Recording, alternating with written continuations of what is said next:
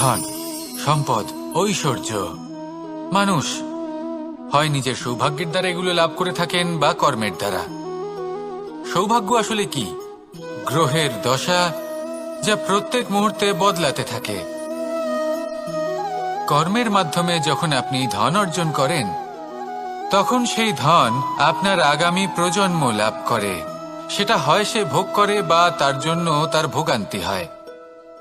আর এটা নির্ভর করছে আপনার কর্মের ওপরে। কি কর্ম করেছেন আপনি সেই ধনকে লাভ করার জন্য। যদি আপনি সৎ পথে চলেন, নিষ্ঠা ভরে আপনি কর্ম করে থাকেন এবং তার ফলে আপনি ধন অর্জন করে থাকেন, তাহলে আপনার আগামী প্রজন্ম সেটা ভোগ করবে, সেটা প্রয়োগ করবে নিজের বিকাশের জন্য।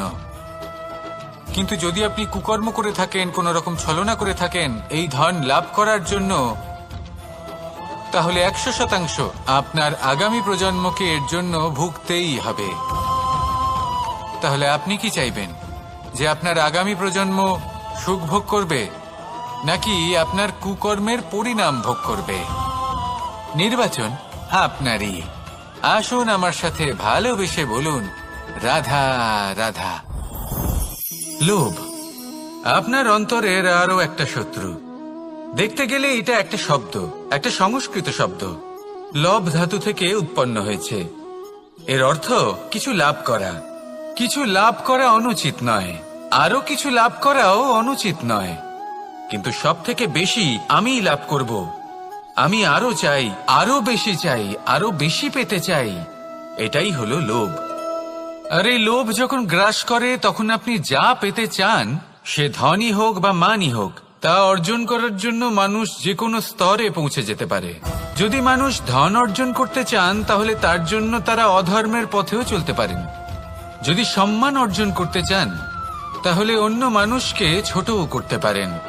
শেষ পর্যন্ত আপনার এটা মনে হতে পারে যে যদি একটু অল্পই প্রাপ্ত করতাম, কিন্তু ভালোবেসে প্রাপ্ত করতাম, এই জীবন আরো অনেক বেশি সুখী হতো।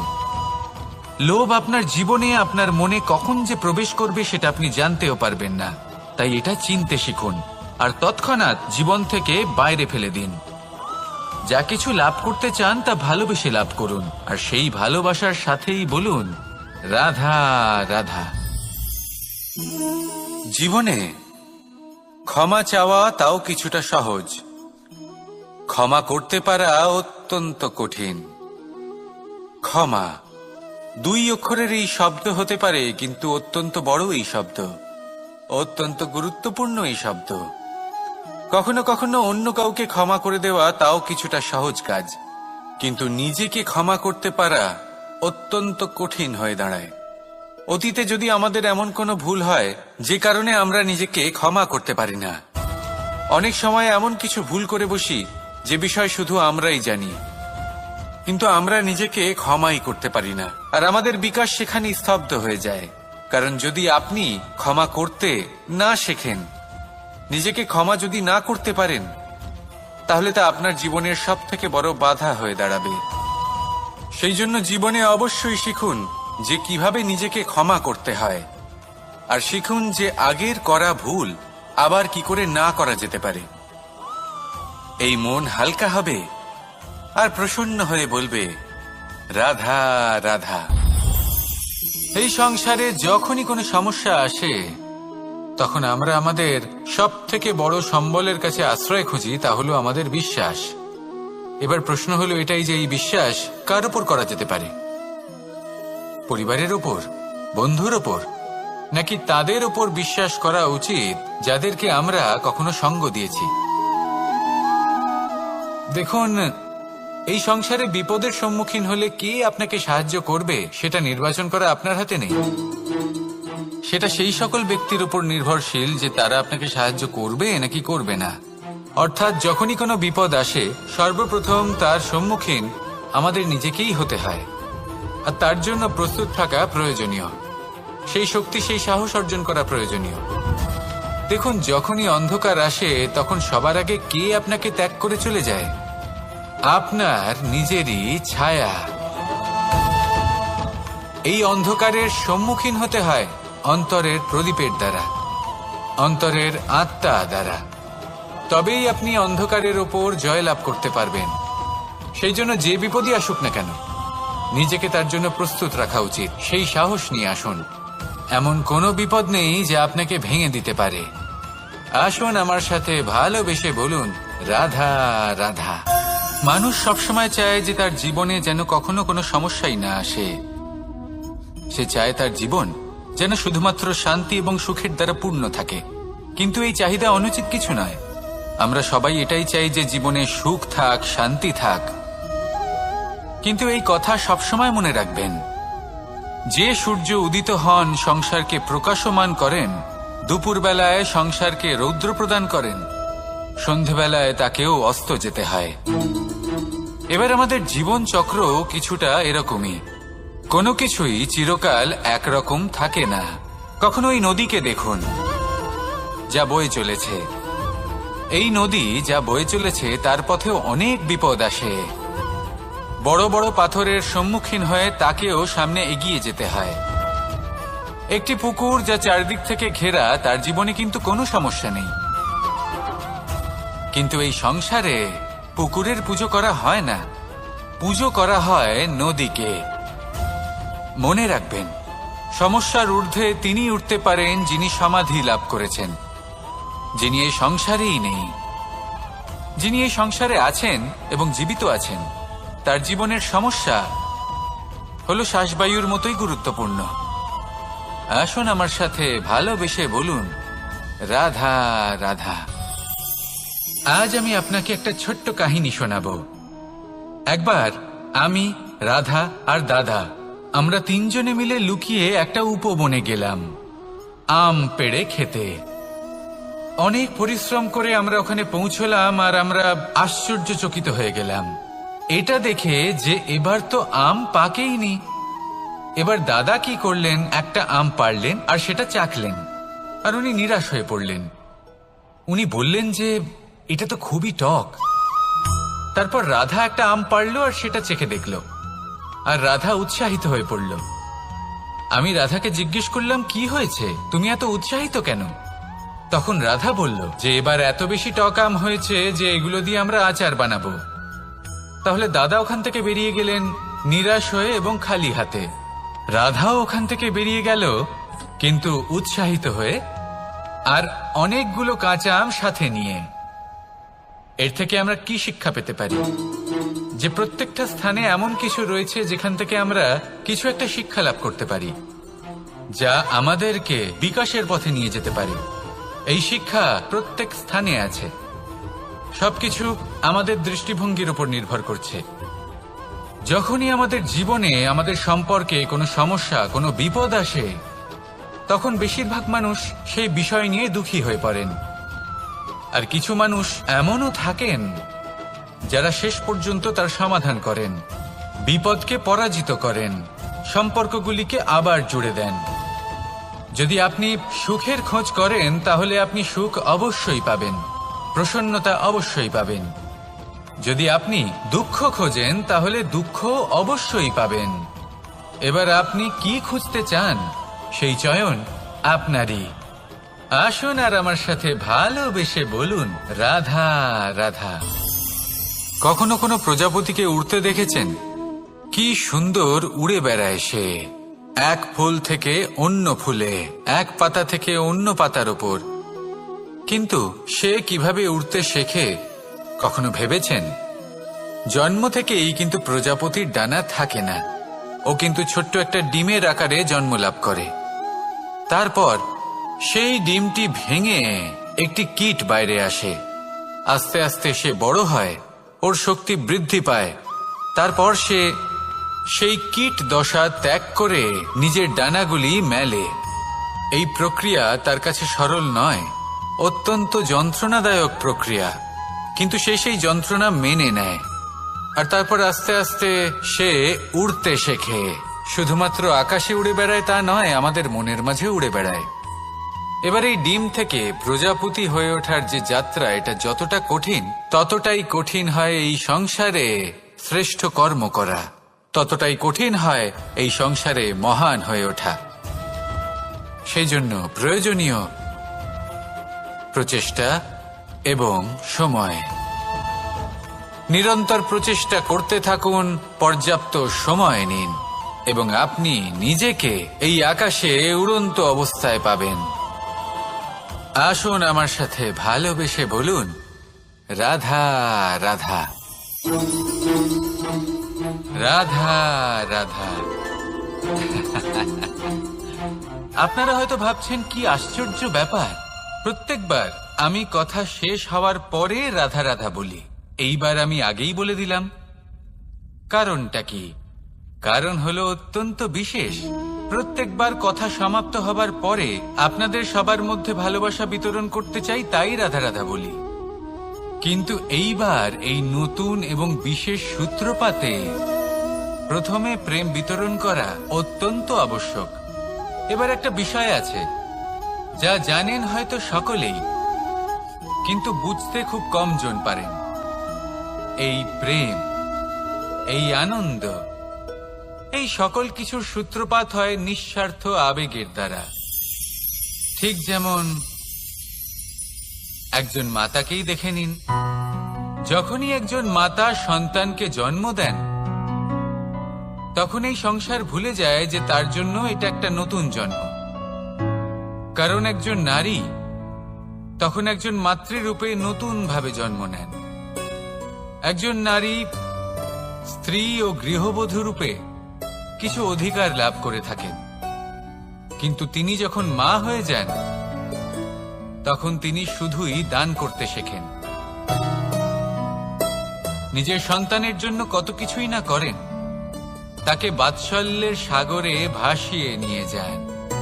এই সংসারে রাজকুমার জন্ম নিতেই পারেন, তাকে রাম এবং লক্ষণ কিন্তু মায়েরাই বানিয়ে তোলেন। একজন গোয়ালা জন্ম নেয়, তাকে দ্বারকাধীশ একজন মাই বানিয়ে তোলেন।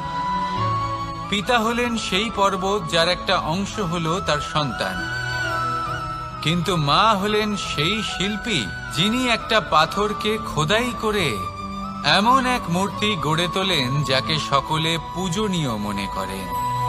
তাহলে স্মরণ করুন সেই সকল মুহূর্ত যেগুলি আপনি নিজের মাতার সাথে অতিবাহিত করেছেন।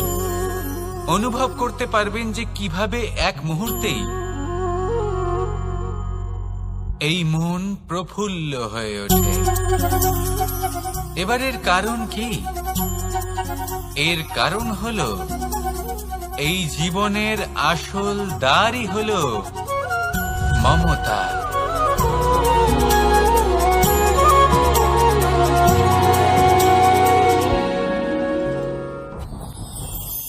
যত শক্তিশালী এই মন, তত শক্তিশালী এই শরীরও।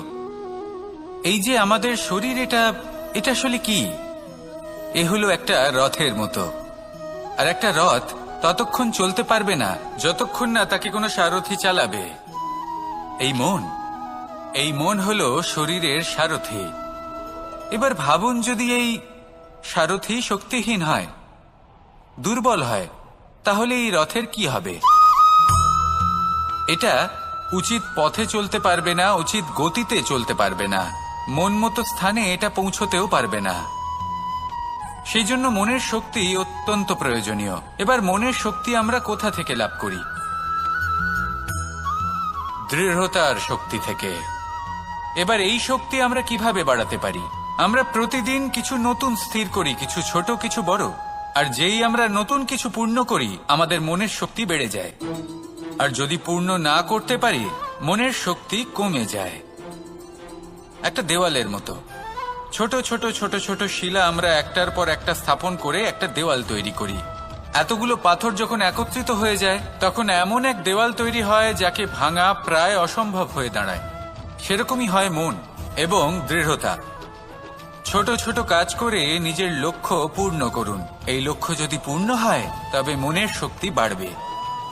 কিছুটা এইভাবে যে যত বড়ই বিপদ আসুক না কেন, সেই বিপদ নিজে হার মেনে নেবে, কিন্তু আপনার মন ততটাই শক্তিশালী থাকবে। তাই মনের শক্তি বাড়াতে থাকুন, যাতে আপনি উচিত পথে চলতে পারেন, উচিত গতিতে চলেন আর মনোবাঞ্ছিত স্থানে পৌঁছতে পারেন। তবেই এই মন প্রসন্ন হয়ে বলবে, রাধা রাধা। আমি রাধাকে ভালোবাসি। আর এই কথাটা সমগ্র সংসার জানে। আর সময় অন্তরে লীলার দ্বারা, বিভিন্ন ঘটনা দ্বারা, কর্মের দ্বারা আমি নিজের এই ভালোবাসা রাধার সামনে প্রকাশ করি। এবার আপনি বলবেন, এসবের কি প্রয়োজন? রাধা কি এই কথা জানে না যে কৃষ্ণ তাকে কতটা ভালোবাসে? অবশ্যই জানে, কিন্তু এই যে ভালোবাসা, তা মনে রেখে দেওয়ার জন্য নয়, তা প্রকাশ করার জন্য। আর বারংবার এই ভালোবাসাকে প্রকাশ করা উচিত, উচিত সময় এবং উচিত সুযোগ দেখে। কিরকম? এবার যদি আপনি প্রেমীর সাথে কোনো উৎসবে থাকেন, তাহলে তার সাথে নৃত্য সঙ্গীত করুন। যদি ভিড়ের মাঝে থাকেন, তখন প্রেমীকে সম্মান করুন, একান্তে প্রসাধন করুন। দুঃখের সময় তার হাত ধরে থাকুন, সুখের সময় আলিঙ্গন করে রাখুন। এই প্রেম যত প্রকাশ করবেন, ততই এই প্রেমের বৃদ্ধি হবে। এই প্রেম আরো বেশি গভীর হবে, অটুট হবে। তাই এই প্রেমকে মনে নয়, আপনার জীবনে স্থান দিন। মন খুলে প্রকাশ করুন আর আমার সাথে ভালোবেসে বলুন, রাধা রাধা। মুঠো হাতের শক্তি বেশি, মুঠো খুললেই তা দুর্বল। তা এমন কি থাকা উচিত এই বন্ধ মুঠোয় যা লাখের সমান?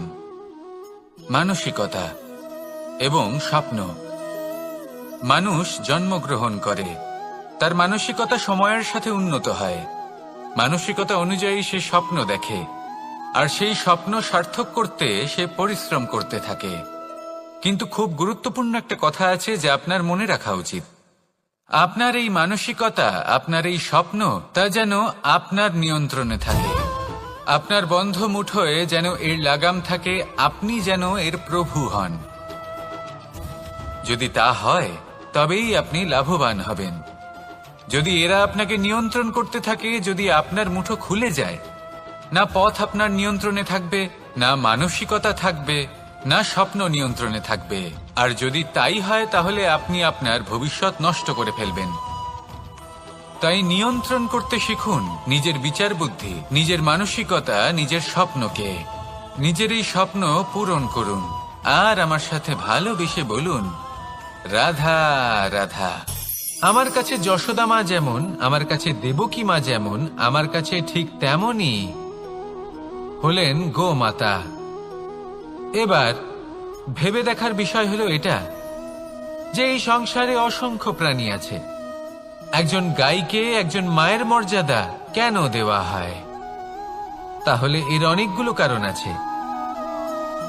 এই গাই অর্থাৎ গোমাতা, এনারা হলেন অত্যন্ত শান্ত, শান্তি প্রিয়, কখনো কারোর কোনো ক্ষতি করতেই পারেন না।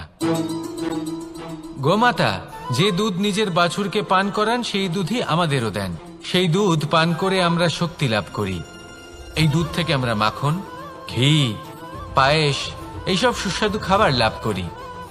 গোমাতার গোবর আমাদের জ্বালানি হিসেবে সাহায্য করে, যার ফলে খুব কম সংখ্যক কাঠ ব্যবহার করা যায় এবং বেশিরভাগ জঙ্গল সুরক্ষিত থাকে। গোমাতার গোমূত্র, সেটাও আমাদের কাছে লাভজনক। এর দ্বারা আমরা অনেক রোগ থেকে মুক্তি লাভ করতে পারি। গোমাতা যখন একটি বাছুরকে জন্ম দেন, তখন সেই বড় হয়ে আমাদের ক্ষেত কর্ষণ করে। সেই জন্য গাইকেও জীবনে মায়ের মর্যাদা দেবেন। যতটা সম্ভব তাকে সেবা করুন এবং ভালোবেসে তাকে পালন করুন। এই মন নিজে থেকেই প্রসন্ন হয়ে বলবে, রাধা রাধা। ধন, সম্পদ, ঐশ্বর্য, মানুষ হয় নিজের সৌভাগ্যের দ্বারা এগুলো লাভ করে থাকেন বা কর্মের দ্বারা। সৌভাগ্য আসলে কি? গ্রহের দশা, যা প্রত্যেক মুহূর্তে বদলাতে থাকে। কর্মের মাধ্যমে যখন আপনি ধন অর্জন করেন, তখন সেই ধন আপনার আগামী প্রজন্ম লাভ করে।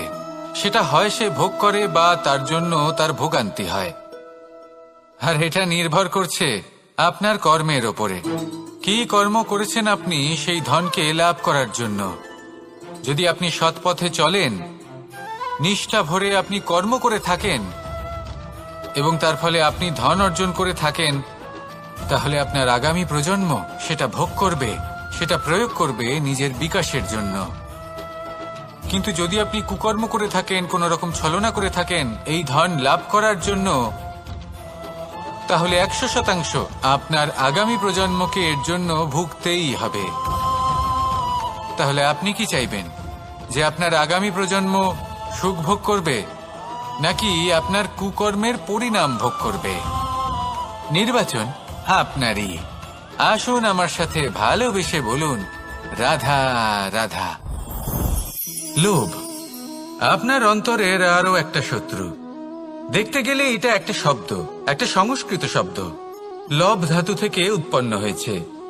এর অর্থ কিছু লাভ করা। কিছু লাভ করা অনুচিত নয়, আরো কিছু লাভ করাও অনুচিত নয়, কিন্তু সব থেকে বেশি আমি লাভ করব। আমি আরো চাই, আরো বেশি চাই, আরো বেশি পেতে চাই। এটাই হলো লোভ। আর এই লোভ যখন গ্রাস করে, তখন আপনি যা পেতে চান, সে ধনই হোক বা মানই হোক, তা অর্জন করার জন্য মানুষ যে কোনো স্তরে পৌঁছে যেতে পারে। যদি মানুষ ধন অর্জন করতে চান, তাহলে তার জন্য তারা অধর্মের পথেও চলতে পারেন। যদি সম্মান অর্জন করতে চান, তাহলে অন্য মানুষকে ছোটও করতে পারেন। শেষ পর্যন্ত আপনার এটা মনে হতে পারে যে যদি একটু অল্পই প্রাপ্ত করতাম, কিন্তু ভালোবেসে প্রাপ্ত করতাম, এই জীবন আরো অনেক বেশি সুখী হতো। লোভ আপনার জীবনে, আপনার মনে কখন যে প্রবেশ করবে সেটা আপনি জানতেও পারবেন না। তাই এটা চিনতে শিখুন, আর তৎক্ষণাৎ জীবন থেকে বাইরে ফেলে দিন। যা কিছু লাভ করতে চান তা ভালোবেসে লাভ করুন, আর সেই ভালোবাসার সাথেই বলুন, রাধা রাধা।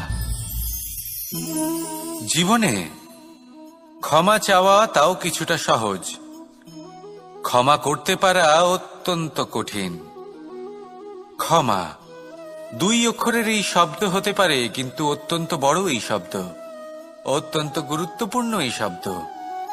কখনো কখনো অন্য কাউকে ক্ষমা করে দেওয়া তাও কিছুটা সহজ কাজ, কিন্তু নিজেকে ক্ষমা করতে পারা অত্যন্ত কঠিন হয়ে দাঁড়ায়। অতীতে যদি আমাদের এমন কোনো ভুল হয় যে কারণে আমরা নিজেকে ক্ষমা করতে পারি না, অনেক সময় এমন কিছু ভুল করে বসি যে বিষয় শুধু আমরাই জানি, কিন্তু আমরা নিজেকে ক্ষমাই করতে পারি না, আর আমাদের বিকাশ সেখানে স্তব্ধ হয়ে যায়। কারণ যদি আপনি ক্ষমা করতে না শেখেন, নিজেকে ক্ষমা যদি না করতে পারেন, তাহলে তা আপনার জীবনের সব থেকে বড় বাধা হয়ে দাঁড়াবে। সেই জন্য জীবনে অবশ্যই শিখুন যে কিভাবে নিজেকে ক্ষমা করতে হয়, আর শিখুন যে আগের করা ভুল আবার কি করে না করা যেতে পারে। এই মন হালকা হবে আর প্রসন্ন হয়ে বলবে, রাধা রাধা। এই সংসারে যখনই কোনো সমস্যা আসে, তখন আমরা আমাদের সব থেকে বড় সম্বলের কাছে আশ্রয় খুঁজি, তা হলো আমাদের বিশ্বাস। এবার প্রশ্ন হলো এটাই যে এই বিশ্বাস কার উপর করা যেতে পারে? পরিবারের উপর, বন্ধুর উপর, নাকি তাদের উপর বিশ্বাস করা উচিত যাদেরকে আমরা কখনো সঙ্গ দিয়েছি? দেখুন, এই সংসারে বিপদের সম্মুখীন হলে কে আপনাকে সাহায্য করবে সেটা নির্বাচন করা আপনার হাতে নেই। সেটা সেই সকল ব্যক্তির উপর নির্ভরশীল যে তারা আপনাকে সাহায্য করবে নাকি করবে না। অর্থাৎ যখনই কোনো বিপদ আসে, সর্বপ্রথম তার সম্মুখীন আমাদের নিজেকেই হতে হয়, আর তার জন্য প্রস্তুত থাকা প্রয়োজনীয়। সেই শক্তি, সেই সাহস অর্জন করা প্রয়োজনীয়। দেখুন, যখনই অন্ধকার আসে, তখন সবার আগে কে আপনাকে ত্যাগ করে চলে যায়? আপনার নিজেরই ছায়া। এই অন্ধকারের সম্মুখীন হতে হয় অন্তরের প্রদীপের দ্বারা, অন্তরের আত্মা দ্বারা। তবেই আপনি অন্ধকারের ওপর জয়লাভ করতে পারবেন। সেই জন্য যে বিপদই আসুক না কেন, নিজেকে তার জন্য প্রস্তুত রাখা উচিত। সেই সাহস নিয়ে আসুন। এমন কোনো বিপদ নেই যা আপনাকে ভেঙে দিতে পারে। আসুন আমার সাথে ভালোবেসে বলুন, রাধা রাধা। মানুষ সবসময় চায় যে তার জীবনে যেন কখনো কোনো সমস্যাই না আসে। সে চায় তার জীবন যেন শুধুমাত্র শান্তি এবং সুখের দ্বারা পূর্ণ থাকে। কিন্তু এই চাহিদা অনুচিত কিছু নয়। আমরা সবাই এটাই চাই যে জীবনে সুখ থাক, শান্তি থাক। কিন্তু এই কথা সবসময় মনে রাখবেন, যে সূর্য উদিত হন সংসারকে প্রকাশমান করেন, দুপুরবেলায় সংসারকে রৌদ্র প্রদান করেন, সন্ধেবেলায় তাকেও অস্ত যেতে হয়। এবার আমাদের জীবন চক্র কিছুটা এরকমই। কোনো কিছুই চিরকাল একরকম থাকে না। কখনো এই নদীকে দেখুন, যা বয়ে চলেছে। এই নদী যা বয়ে চলেছে তার পথেও অনেক বিপদ আসে। বড় বড় পাথরের সম্মুখীন হয়ে তাকেও সামনে এগিয়ে যেতে হয়। একটি পুকুর যা চারদিক থেকে ঘেরা, তার জীবনে কিন্তু কোনো সমস্যা নেই। কিন্তু এই সংসারে পুকুরের পুজো করা হয় না, পুজো করা হয় নদীকে। মনে রাখবেন, সমস্যার ঊর্ধ্বে তিনি উঠতে পারেন যিনি সমাধি লাভ করেছেন, যিনি এই সংসারেই নেই।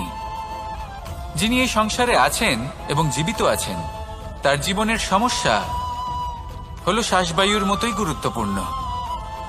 আসুন আমার সাথে ভালোবেসে বলুন, রাধা রাধা। আজ আমি আপনাকে একটা ছোট্ট কাহিনী শোনাবো। একবার আমি, রাধা আর দাদা, আমরা তিনজনে মিলে লুকিয়ে একটা উপবনে গেলাম আম পেড়ে খেতে। অনেক পরিশ্রম করে আমরা ওখানে পৌঁছলাম আর আমরা আশ্চর্যচকিত হয়ে গেলাম এটা দেখে যে এবার তো আম পাকেইনি। এবার দাদা কি করলেন, একটা আম পাড়লেন আর সেটা চাখলেন, আর উনি নিরাশ হয়ে পড়লেন। উনি বললেন যে এটা তো খুবই টক। তারপর রাধা একটা আম পাড়লো আর সেটা চেখে দেখল, আর রাধা উৎসাহিত হয়ে পড়ল। আমি রাধাকে জিজ্ঞেস করলাম, কি হয়েছে, তুমি এত উৎসাহিত কেন? তখন রাধা বলল যে এবার এত বেশি টক আম হয়েছে যে এগুলো দিয়ে আমরা আচার বানাবো।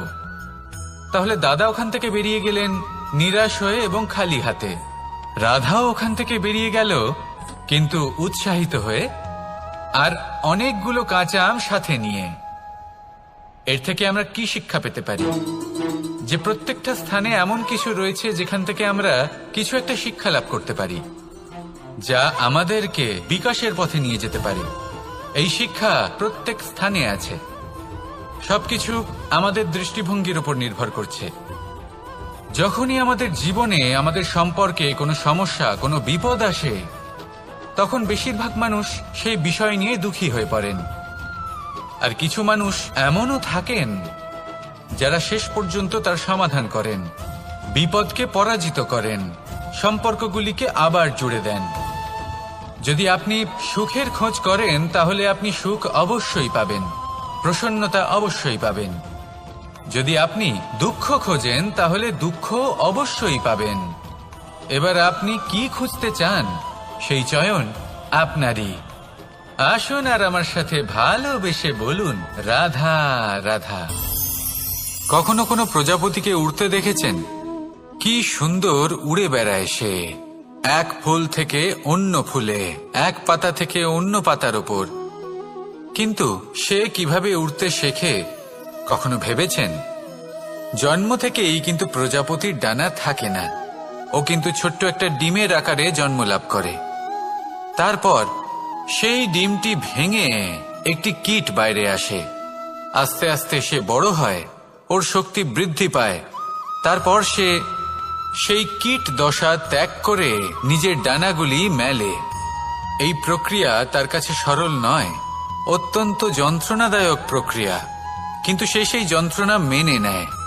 আর তারপর আস্তে আস্তে সে উড়তে শেখে। শুধুমাত্র আকাশে উড়ে বেড়ায় তা নয়, আমাদের মনের মাঝে উড়ে বেড়ায়। এবার এই ডিম থেকে প্রজাপতি হয়ে ওঠার যে যাত্রা, এটা যতটা কঠিন, ততটাই কঠিন হয় এই সংসারে শ্রেষ্ঠ কর্ম করা, ততটাই কঠিন হয় এই সংসারে মহান হয়ে ওঠা।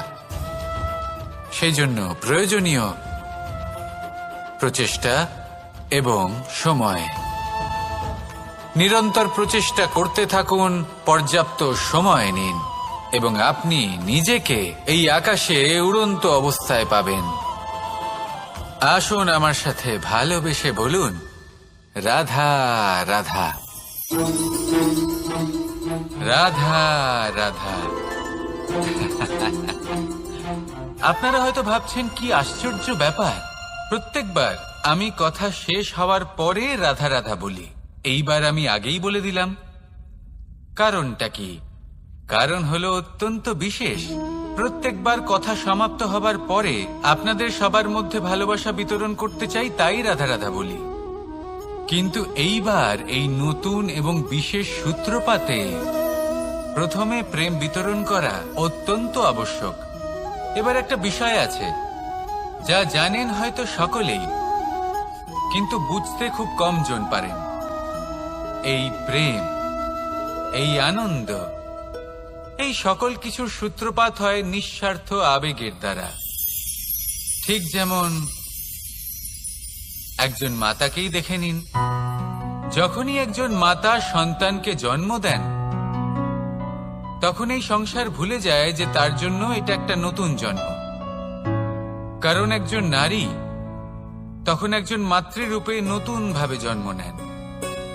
একজন নারী স্ত্রী ও গৃহবধূ রূপে কিছু অধিকার লাভ করে থাকেন, কিন্তু তিনি যখন মা হয়ে যান, তখন তিনি শুধুই দান করতে শেখেন।